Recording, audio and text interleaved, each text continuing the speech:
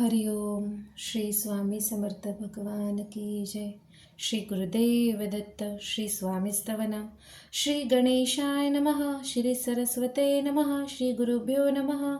श्री कुलदेवताय नमः. श्री अक्कलकोट निवासी पूर्ण दत्तावतार दिगंबर यतिवर्य स्वामी राजाय नमः. ब्रह्मानंदं परमसुखदं केवलं ज्ञानमूर्ति द्वन्द्वातीतं गगनसदृशं तत्त्वमस्यादिलक्ष्यम् एकं नित्यं विमलमचलं सर्वदी साक्षीभूतं भावातीतं त्रिगुणरहितं सद्गुरु तन्नमामि. ओम रक्ताज रक्तवर्ण पद्मनेत्र सुहासवंदन कथा टोपीच माला दंडकमंडलुधर कट्टांकर रक्षस त्रैगुण्यरहित त्रैलोकपालक विश्वनायक भक्तवत्सल कलियुगे श्री स्वामी समर्थवार धारक पाहि मां पाहि मां पाहि मां. आता करूया प्रार्थना. जय जयाजी अगहरणा परात पराज कैवल्य सदना ब्रह्मानंदा यतिवर्या. जय जयाजी पुराण पुरुषा लोकपाला सर्वेशा अनंत ब्रह्मांडिशा वेदवद्या जगद्गुरु सुखधाम निवासिया सर्वसाक्षी करुणालया भक्तजन ताराया अनंत रूपे नटलासी. तू अग्नी तू पवन तू आकाश तू जीवन तूच वसुंधरा पूर्ण चंद्र सूर्य तूच पै. तू विष्णू आणि शंकर तू विधाता तू इंद्र अष्टतिपकलादी समग्र तूच रूपे नटलासी. तू अग्नी तू पवन तू आकाश तू जीवन तूच वसुंधरा पूर्ण चंद्र सूर्य तूच पै. तू विष्णू आणि शंकर तू विधाता तू इंद्र अष्टदीपकलादी समग्र तूच रूपे नटलासी. करता आणि करविता तुझे हवी आणि होता दाता आणि देवविता तुझ समर्थ निश्चय. जंगम आणि स्थिर तूच व्यापिले समग्र तुझ लागी अधीमध्ये अग्र कोठे नसे पाहता. असोनिया निर्गुण रूपे नटलासी सगुण ज्ञाता आणि ज्ञान तूच एक विश्वेशा. वेदांचाही तर्क चाचरे शास्त्रंतेही नावरे विष्णू शंकर एकसरे कुंठित झाले सर्वही. मी केवळ अल्पमती करू केवी आपली स्तुती सहस्रमुखे निश्चिती शिनल्या खाती वर्णिता दृढ ठेवली चरणी माथा रक्षावी मजसी समर्था कृपा कटाक्षे दीनानाथा दासाकडे पाहावे. आता इतुकी प्रार्थना आनावी जी आपुल्या मना कृपा समुद्री यामिना आश्रय देजे सदैव पाप ताप आणि दैन्य सर्व जाओ निरसोना. इहलोकी सौख्य देवन परलोक साधन करवावे. दुस्तर हा भवसागर याचे पाववा पैलतील तन्मांतरणी साचार प्राप्त हो मजला ते. आशा मनीषा तृष्णा कल्पना आणि वासना भ्रांती भुली नाना न बांधतो तुझ्या कृपे. किती वर्णू आपले गुण द्यावे मज सुख साधन अज्ञान तिमिर निरसन ज्ञानार्क हृदय प्रकट पै. शांती मनी सदा वसो वृथाभिमान नसो सदा समाधान वसो तुझ्या कृपेने अंतरी.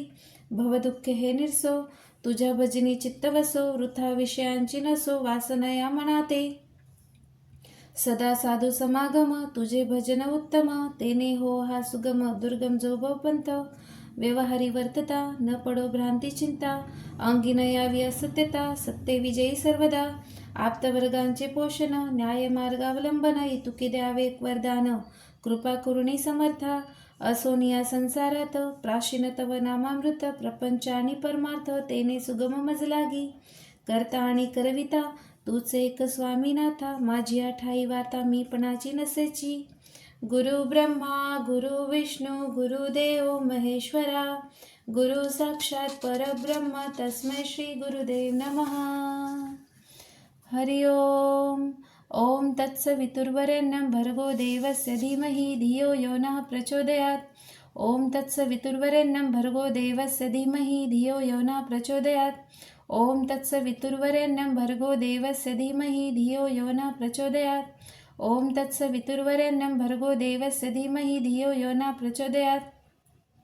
ओम तत्सवितुर्वरेण्यं भर्गो देवस्य धीमहि धियो यो नः प्रचोदयात्.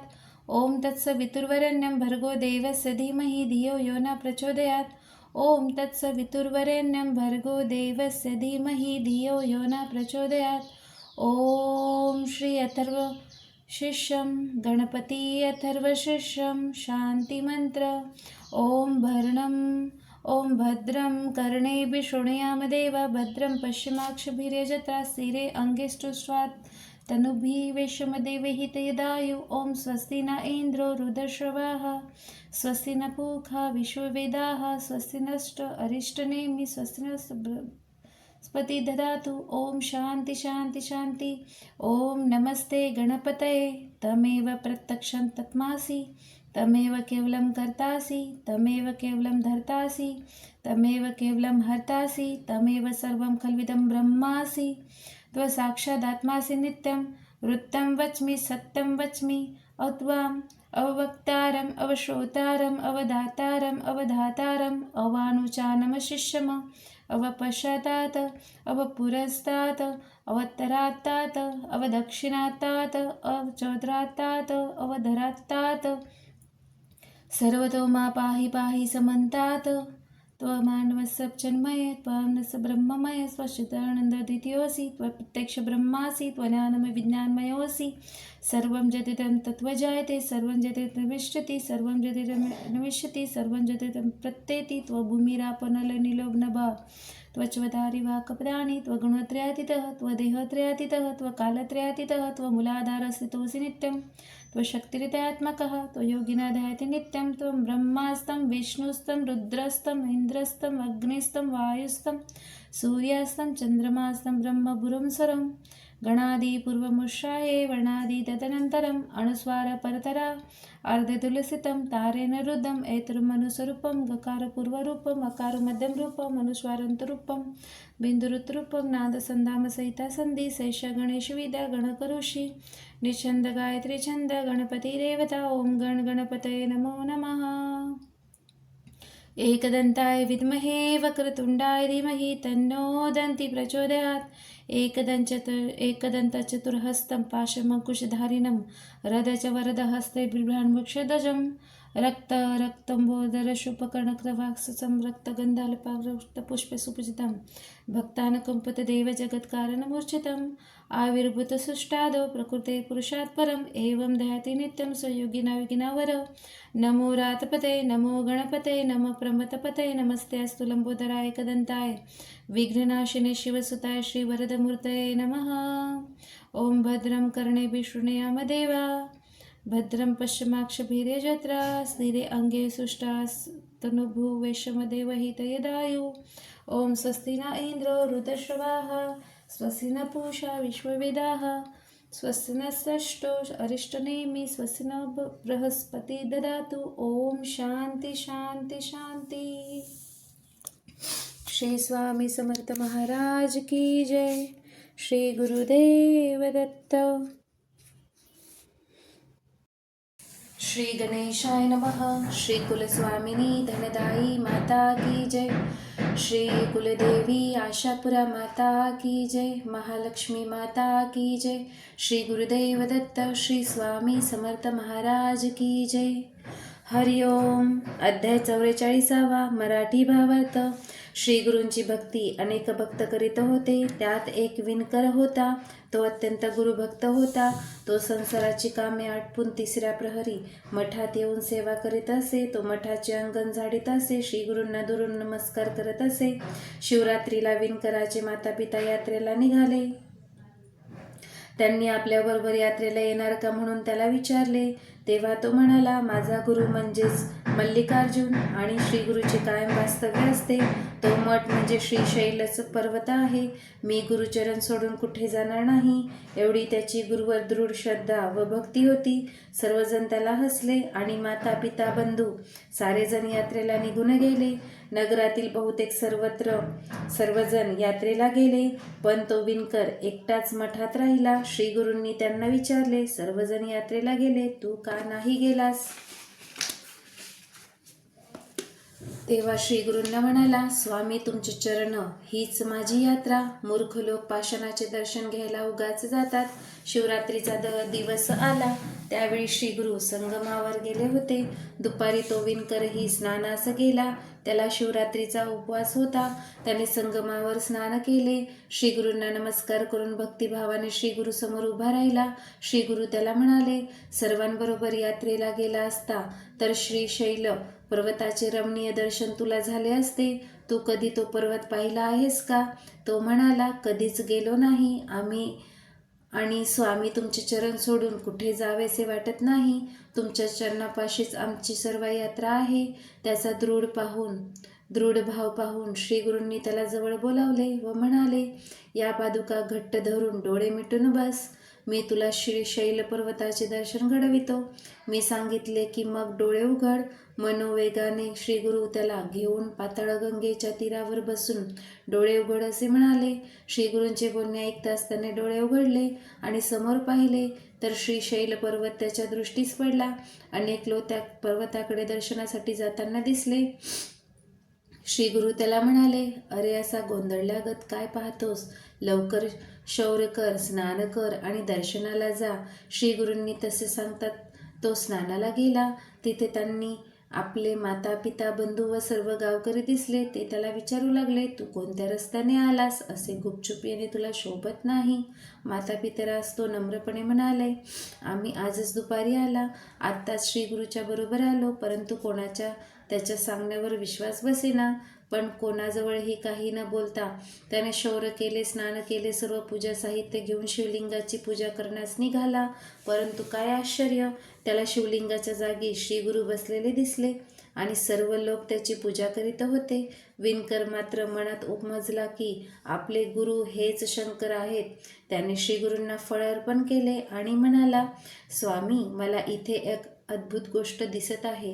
सर्वजण आपलीच पूजा करीत आहेत. असे असताना इथे येण्याची काय गरज होती? श्री गुरु म्हणाले, भक्ता, सर्वत्र सर्व चराचर ईश्वरानेच परिपूर्ण भरलेले आहे, हे खरे. पण विशिष्ट स्थानाचे महात्म्य असतेच. ते सामान्य लोकांना अनाकलनीय आहे. विणकराच्या विनंतीवरून श्री गुरूंनी त्याला स्थानाचे महात्म्य समजावून सांगितले. एवढे सगळे होताना तिकडे गाणगापुरात तेथील लोक श्री गुरूंचा शोध करीत होते. सर्व भक्तजनांना चुकल्यासारखे झाले.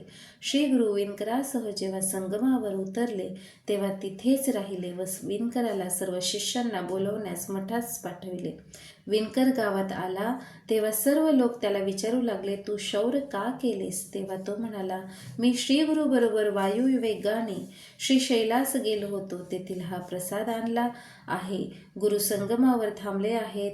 त्यांना मला मठात जाऊन सर्व शिष्यांना बोलवण्यास सांगितले आहे, परंतु लोकांचा विश्वास बसेना. पुढे 15 दिवसांनी श्रीशैल यात्रेला गेलेले लोक परत आले तेव्हा विणकर श्री गुरुसह तेथे आला होता. याची त्यांना विचारले असता खात्री झाली. श्री गुरु महिमा अपार आहे. श्री गुरुदेव दत्त. श्री स्वामी समर्थ. हरिओम. अध्याय 45. मराठी भावार्थ. एके दिवशी नंदी नावाचा कोड उठलेला एक ब्राह्मण श्री गुरूंच्या दर्शनासाठी मठात आला. प्रथम त्याने तुळजापूरला अंगावरचे कोड जावे म्हणून देवीची 3 वर्ष आराधना केली, उपवास केले, खूप कष्ट काढले. तेव्हा देवीने त्याला आज्ञा केली, तू चंदला परमेश्वरीला दर्शनाला जा. त्याप्रमाणे तो चंदला परमेश्वरी स्थानी गेला. तेथे त्याने 7 महिने उपवास व पुरश्चरण केले. तेव्हा त्याला स्वप्नात दृष्टांत झाला की तू गाणगापुराला जा. तेथे त्रैमूर्तीचे अवतार आहे. मनुष्य रूप धारण करून वास्तव्य करीत आहे. तेथे तू शरीर चांगले होईल. परंतु तो देवी मातेला म्हणाला, तू सर्वश्रेष्ठ असताना मला मानवाकडे पाठवित आहेस. प्रथम मला तसा आदेश दिलास असतास तर मी तुझी इथे आराधना करीत बसलो नसतो. तेव्हा तू मला बरे तरी कर, नाहीतर मी प्राणत्याग करतो. असे बोलून तो तेथेच धरणे धरून बसला. त्याला स्वप्नात परत तोच दृष्टांत झाला. तसेच तेथील सर्व पुजाऱ्यांना तोच स्वप्नातून दृष्टांत झाला. सर्व पुजारी त्याला म्हणाले, आम्हाला स्वप्न पडले, त्यानुसार तू आता देवीला जास्त त्रास देऊ नकोस, नाहीतर आम्ही तुला येथून बाहेर घालवू. तेव्हा त्याने केलेल्या उपवासाचे पारणे केले, देवीची पूजा केली आणि तेथून निघाला. गाणगापुरात येऊन तो मठात गेला. श्री गुरु संगमावर आले असे त्याला शिष्याकडून समजले. तो संगमावर गेला आणि स्वामीचे दर्शन घेऊन लागला. तो मनात संशय धरून आला आहे असे श्री गुरूंनी अंतर्ज्ञानाने समजले. ते त्याला म्हणाले, मनात संशय धरून का आलास? देवीकडून मनुष्याकडे कोणत्या कारणाने तुझे येणे झाले? आपल्या मनातील विचार श्री गुरूंनी ओळखले. पाहून तो अत्यंत खजील झाला. तो नमस्कार करून क्षमा मागू लागला आणि म्हणाला, स्वामी, मी अज्ञानाने वेढून गेलो होतो, स्वहित जाणत नव्हतो. असे म्हणून त्याने आपले पूर्वायुष्य व व्याधीमुळे होत असलेला त्रास श्री गुरूंना सविस्तर सांगितला. श्री गुरूंनी आपल्या शिष्यांना सांगितले, याला संगमावर घेऊन जा. त्याची जुनी वस्त्रे फेकून त्या स्नान घालून अश्वत्थाला प्रदक्षिणा घालायच्या सांगा आणि लगेच इकडे भोजनासाठी घेऊन या. तेव्हा सोमनाथ आणि तो ब्राह्मण असे दोघे त्वरेने संगमेवर गेले. तो ब्राह्मण स्नान करून बाहेर आला. तो त्याचा वर्ण पालटला आणि अश्वत्थाला प्रदक्षिणा घालेपर्यंत सर्व शरीर चांगले कांतिमय झाले. सोमनाथाने त्याची जीर्ण वस्त्र दूर टाकली, ती जागा तत्काळ शारभूमी केली. नवीन वस्त्रे परिधान करून मठामध्ये स्वामीच्या चरणापाशी आला. तेथे जमलेले लोक विस्मयचकित झाले. नंदीने स्वामीने नमस्कार करून संतोषाने त्याची स्तुती केली. श्रीगुरूंनी त्याला सर्व अंग निरखून पाहण्यास सांगितले. तेव्हा अंगावरचे सर्व कोड नाहीसे झाले होते, परंतु पोटरीवर थोडासा डाग होता. तेव्हा श्रीगुरू त्याला म्हणाले, मनुष्य काय करील असा संशय मनात धरून तू आलास, त्यामुळे हे थोडेसे राहिले आहे. माझी स्तुती कर, म्हणजे तुझे उरलेले कोडही जाईल. तो म्हणाला, मी अशिक्षित असल्यामुळे आपले काव्य कसे करणार. तेव्हा श्रीगुरू म्हणाले, तू तोंड उघडून जीभ बाहेर काढ. तोंड उघडताच स्वामींनी त्याच्या जिभेवर विभूती टाकली. त्यावेळी त्या ब्राह्मणाला ज्ञान प्राप्त झाले. त्याने स्वामीचरणी मस्तक ठेवले आणि परत तो उठला. तो स्तोत्र म्हणतच त्यानंतर त्याने अनेक स्तवनाच्या काव्यरचना केल्या. त्यामुळे त्याचे उरलेलेही कोड नाहीसे झाले. श्री स्वामी समर्थ. श्री गुरुदेव दत्त.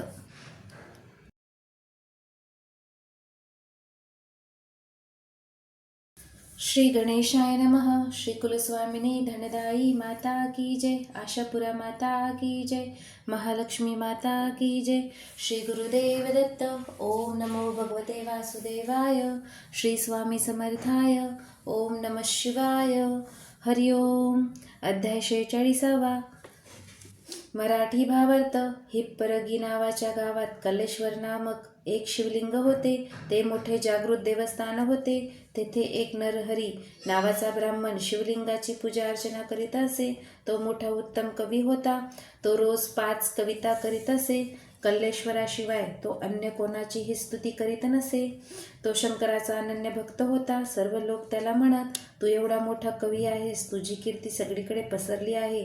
श्रीगुरूंना काव्य हा प्रकार खूप आवडतो, तेव्हा तू त्याच्या स्तुती काव्य का करत नाहीस. तेव्हा ते म्हणत असे, मी माझी जिव्हा कल्लेश्वराला अर्पण केली आहे.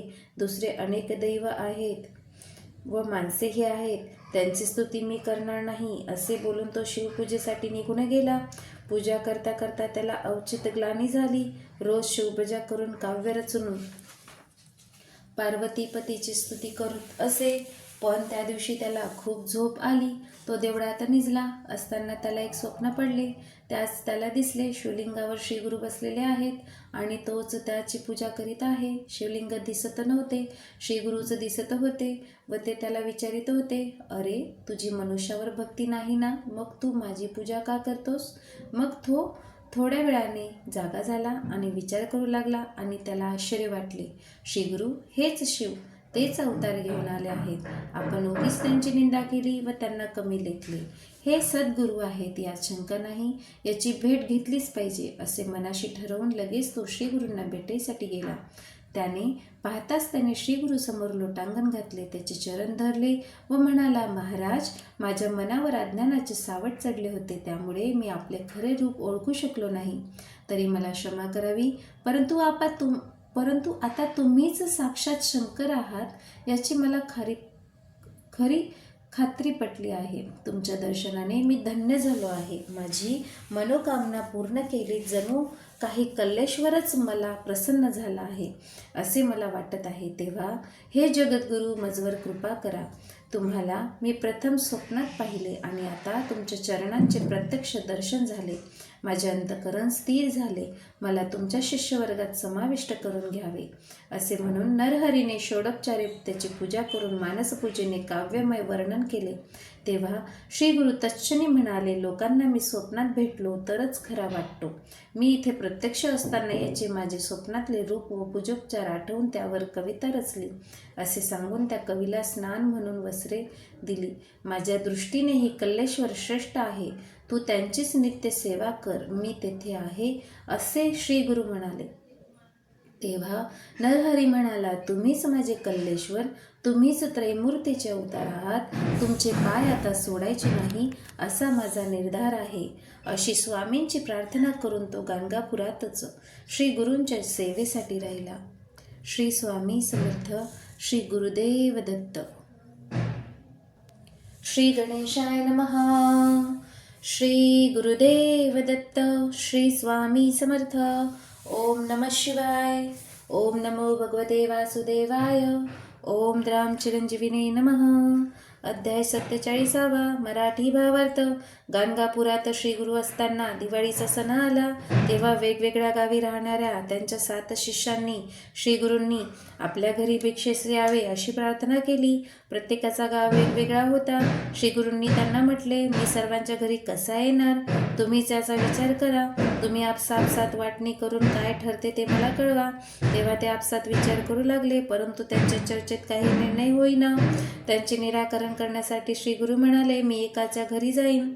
ते ऐकून सर्वजण हात जोडून श्री गुरूंना म्हणाले, स्वामी, तुम्ही आमच्यात उच्च नीच समर्थ असमर्थ असा भेदभाव करू नये.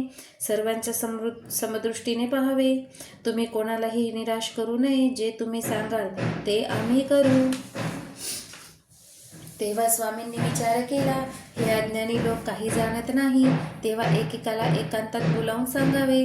त्याप्रमाणे त्यांनी प्रत्येकाला स्वतंत्रपणे बोलावून त्यांच्या कानात सांगितले, मी तुझ्या घरी येणार आहे, हे कोणाला सांगू नको. आता इथून बाहेर पडलास की कोणाशीही न बोलता लगेच घरी निघून जा.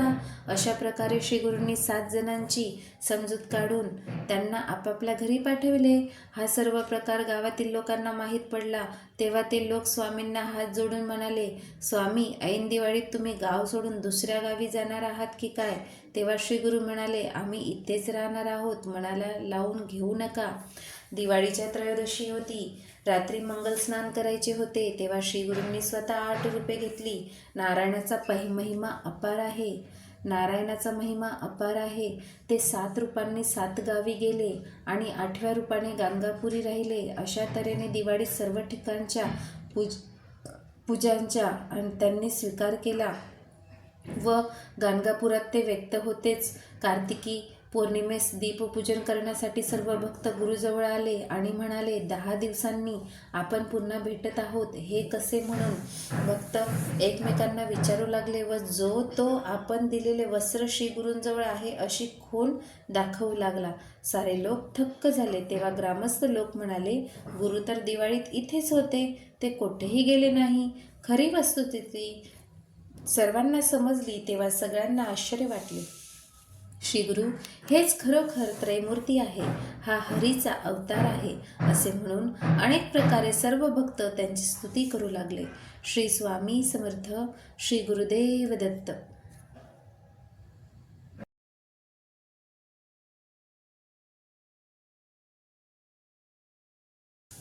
हरि ओम. श्री गणेशाय नमः. श्री कुलस्वामिनी धनदाई माता की जय. श्री स्वामी समर्थ. श्री गुरुदेव दत्त. महालक्ष्मी माता की जय. ओम द्राम चिरंजीविने नमः. अध्याय 48. मराठी भावार्थ. गाणगापुरात पर्वतेश्वर नावाचा त्यांचा एक भक्त होता. तो शूद्र होता. त्याने काया वाचा मनाने गुरुभक्ती केली. श्री गुरु रोज नित्यनेमाने संगमावर स्नानासाठी जात असत.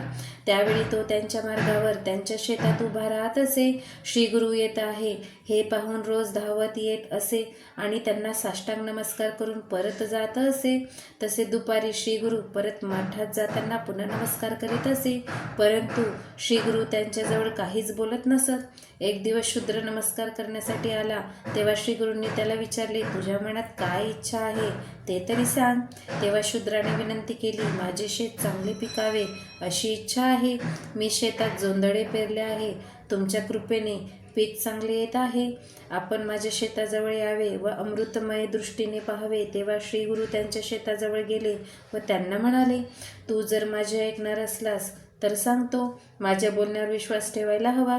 तेव्हा पर्वतेश्वर म्हणाला, स्वामी, गुरुवाक्य मला प्रमाण आहे, दुसरा भावच माझ्या मनात नाही. तेव्हा श्री गुरूंनी आज्ञा केली, मी संगमावर जात आहे, मध्यान्ही परत येईन, तोपर्यंत सर्व पीक कापून टाक. असे त्या शूद्राला सांगून श्री गुरु संगमावर गेले व शूद्र मनात विचार करू लागला की गुरुवचन आपल्याला प्रमाण आहे. असा विचार मनात करून त्याने लगेच लोक जमवले व तो पीक कापू लागला. त्याच्या पत्नीने व मुलाने त्याला खूप विरोध केला, पण त्याला न जुमानता त्याने सर्व पीक कापून टाकले. श्रीगुरु परत येताना तो वाटेत जाऊन उभा राहिला. त्याने श्रीगुरूंना वंदन केले व कापलेले पीक दाखविले. श्रीगुरु त्यांना म्हणाले, अरे उगीच कापलेस रे, मी तुला गमतीने सांगितले. तेव्हा तो म्हणाला, स्वामी तुमचे वाक्य मला प्रमाण, तीच मला कामधेनू. त्याची गुरुनिष्ठा पाहून श्रीगुरु म्हणाले, तुझा विश्वास असेल तर चिंता करू नकोस, तुला खूपच मोठे फळ मिळेल. पर्वतेश्वराची बायको मुले शोक करू लागली. आमच्या तोंडचा घास गेला असे म्हणत होती. शूद्र सर्वांना समजावून सांगत होता, माझ्या श्रीगुरूचे वचन मला कामधेनू आहे, तेव्हा तुम्ही काहीही काळजी करू नका, आपले नुकसान होणार नाही हे मला माहीत आहे.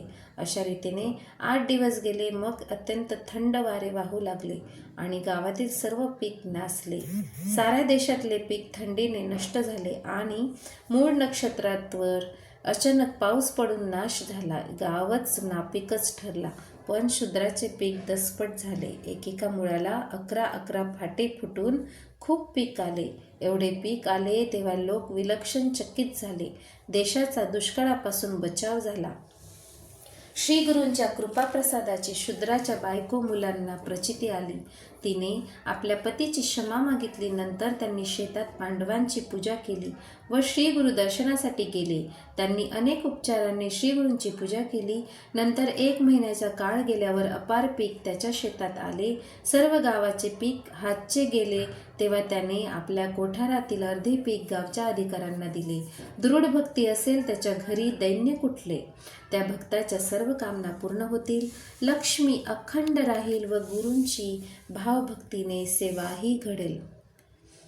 श्री स्वामी समर्थ. श्री गुरुदेव दत्त. श्री गणेशाय नमः. ओम श्री कुलस्वामिनी धनदाई माता की जय. आशापुरा माता की जय. सप्तशृंगा माता की जय. महालक्ष्मी माता की जय. श्री गुरुदेव दत्त. श्री स्वामी समर्थ. श्री स्वामी समर्थ. श्री स्वामी समर्थ. अध्याय 49. मराठी भावार्थ. हा अध्यायात नामधारकाला सिद्धमुनी शिव व पार्वती संवादाच्या स्वरूपात गुरुगीता सांगतात. पूर्वी शंकर कैलास शिखरावर बसले असता हिमालयाची कन्या पार्वती हिने त्यांना सर्व लोकांचा उद्धार करण्याचा हेतू मणी धरून प्रश्न विचारला. तो प्रश्न व त्याला शंकराचे उत्तर हीच गुरुगीता होय. सिद्धांनी गुरुगीता शंभूमुखातून जशी आली तशी नामधारकास सांगितली. ही गुरुगीता पुढे मंत्ररूप झाल्यामुळे या अध्यायात न्यास कवच आदीही सांगितले आहे.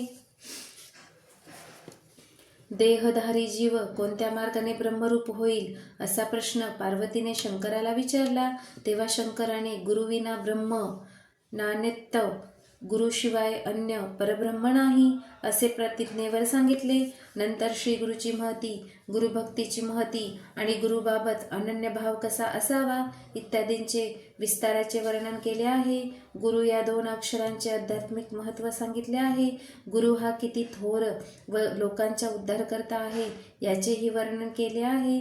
पुढे गुरुगीता कोठे, केव्हा आणावी, तिच्या पाठाची फलश्रुती काय हे सर्व सांगितले आहे. कलियुगात गुरुला शरण जावे हाच मोक्ष प्राप्त करण्याचा मार्ग आहे असे प्रतिपादन केले आहे. ओम नमः शिवाय.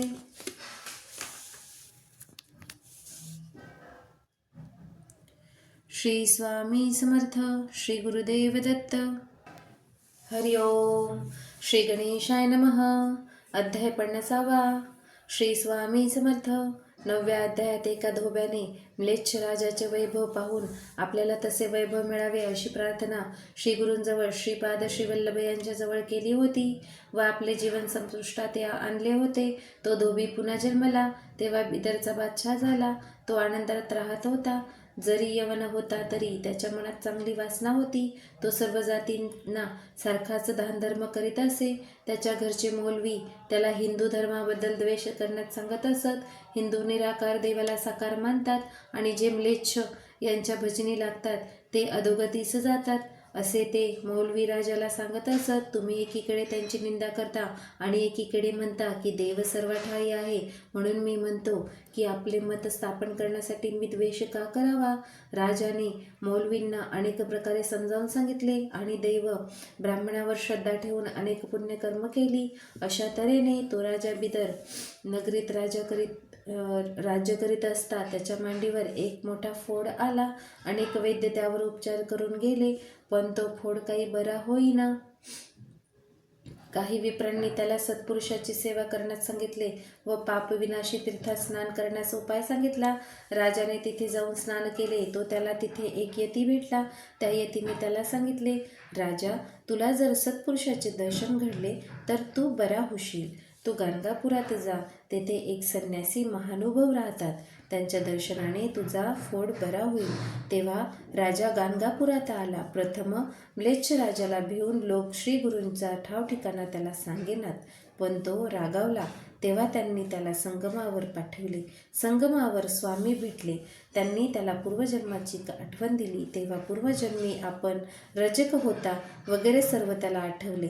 त्याने स्वामींना शरण जाऊन व्याधी बरी करावी अशी विनंती केली. श्री गुरूंनी कृपादृष्टीने पाहताच त्याचा फोड नाहीसा झाला. मग स्वामींनी आपले राज ऐश्वर्य पाहावे अशी विनंती केली.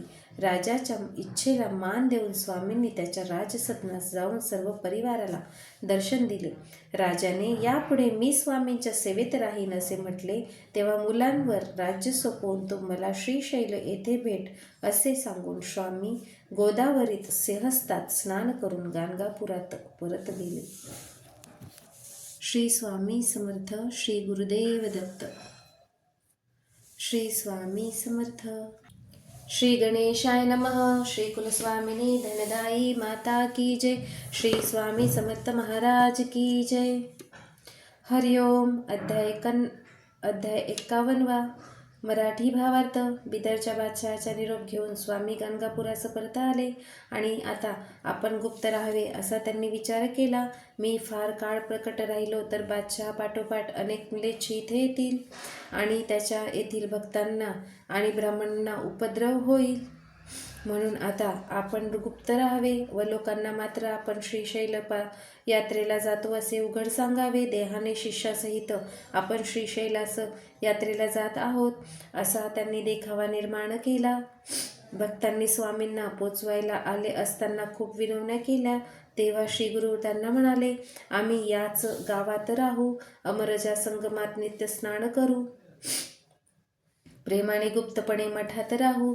तरी तुम्ही चिंता करू नका. त्यांच्या पश्चात मठात नित्य सेवा कशी करावी याचे सर्व भक्तांना सविस्तर सांगितले. भक्तजनांची जी जी इच्छा असेल ती ती प्राप्त होईल असे सांगून स्वामी श्रीपर्वतास जाण्यासाठी निघाले. तेव्हा भक्त लोक विचार करीत करीत मठात परत आले. तो त्यांना स्वतःच्या नजरेवर विश्वासच बसेना, कारण श्री गुरु मठातच आहेत असे त्यांना दिसले. भक्तांना असा दृष्टांत दाखवून ते दृश्य देहाने श्री पर्वतावरील यात्रेसाठी गेले व पाताळ गंगेच्या तीरावर राहिले. त्यांनी शिष्यांना सांगितले, मला फुलांचे आसन तयार करा, मला पैल तीरास जायचे आहे, आपण मल्लिकार्जुन मंदिरातच भेटा. श्री गुरूंनी आज्ञा होताच शिष्यांनी शेवंती, कमळे व फुले आणली आणि फुलांचे सुंदर मनोहारी आसन तयार केले. ते पाताळ गंगा नदीच्या पात्रात ठेवले. तुम्ही गावात जावे असे भक्तांना सांगून श्री गुरु फुलांच्या आसनावर बसले आणि त्यांनी त्यांचा निरोप घेतला. त्यावेळी निरोप घेताना श्री गुरु शिष्यांना म्हणाले, आम्ही निजस्थानाला जातो, तेथे पोचल्याची खूण म्हणून फुले पाठवू. ती शेवंतीची फुले असतील.